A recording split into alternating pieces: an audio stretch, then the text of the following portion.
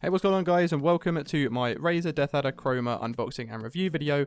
And I recently upgraded from the 2013 Razer Deathadder, and I thought I'd share the experience with you guys through an unboxing video. And I want to say I picked it up from Amazon for about £63, and I believe it is about $65 on the Razer official website, and I think it's about $100 for you US people out there. I'm not 100% sure, but I think it's probably around that. So the first thing I want to mention is that they've added a new optical sensor. And they've also changed the DPI from 1000 DPI all the way up to 10,000 DPI, and that is obviously a big difference.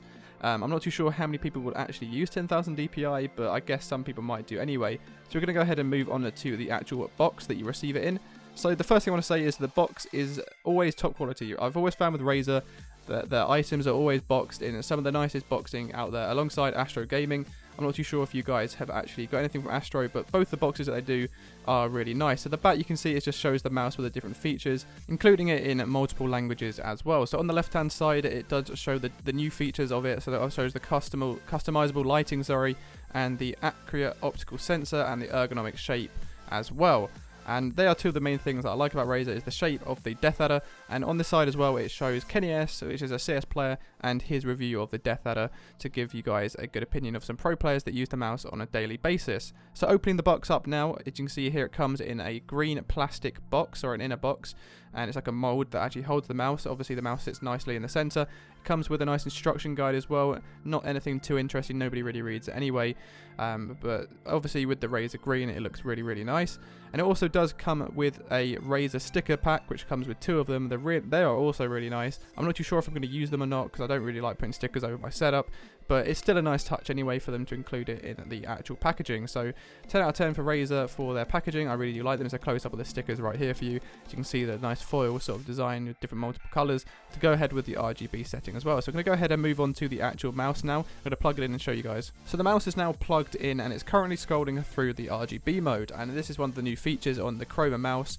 And obviously not much has changed since the 2013 model, except for that it's got 5 buttons total, obviously including the scroll wheel. All of them are programmable, and the things that I like about this mouse is I like the size and the placement of everything.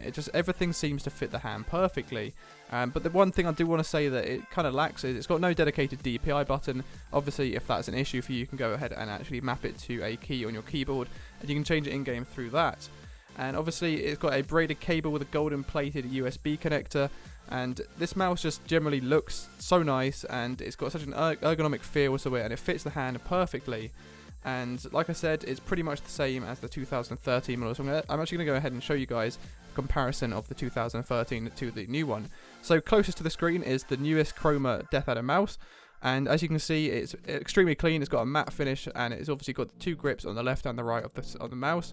The button placement on the left, absolutely fantastic. I really do love it. And at the back, I do apologise for the mouse being quite dirty. I've had it for about 3 years now, but that's the old one. It's not as nice. It's just not as made. It's not made from a nice material, and that's one thing I don't really like about it. Moving on to the actual in program now. This is the program that you get when you actually plug your mouse in, and this will allow you to change multiple things on your mouse. Obviously you can now program your buttons, or you can program your buttons anyway, and you can change each one if you want to multiple things, whether it would be like you could set a button so you can change your DPI to different sensitivities in game on the left of the mouse, and you can create different profiles as well for the actual mouse. So if you want to actually change that, you can do that. Another thing is the mouse sensitivity. I really like this feature. I've currently only got mine set to 1000 DPI. Move it up to 10,000 DPI. You can barely do anything. I'm struggling here to actually click it and kind of keep it in one place now.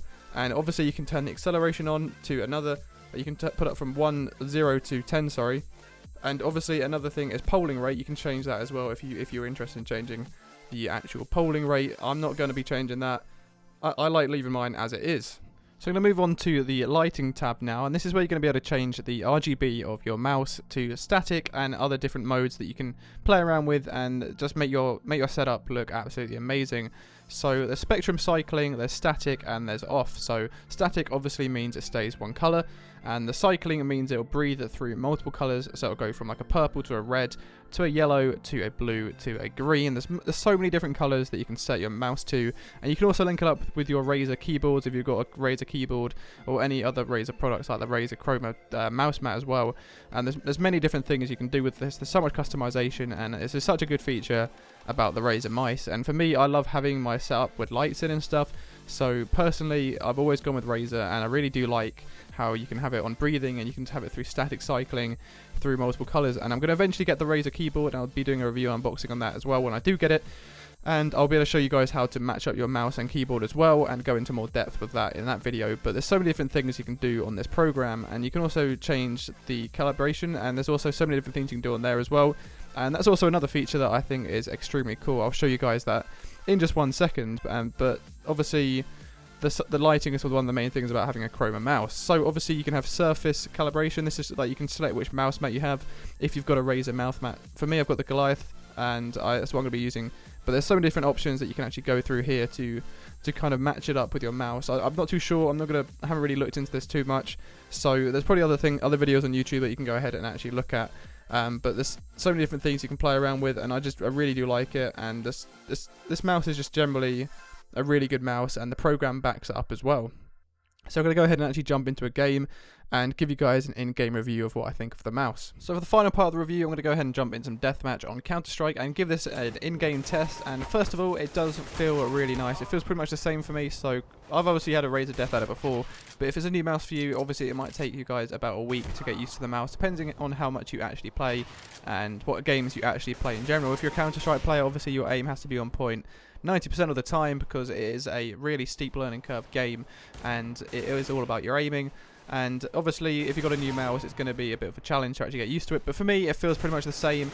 But I obviously love the feel of the mouse. The grips at the side are amazing, and it just generally it feels like a really, really top quality mouse. I would recommend that you guys buy the Razer Deathadder Chroma. I hope you guys have enjoyed this unboxing and review video. Let me know if anything I can improve on in the future. Thanks for watching, and I'll see you in the next one.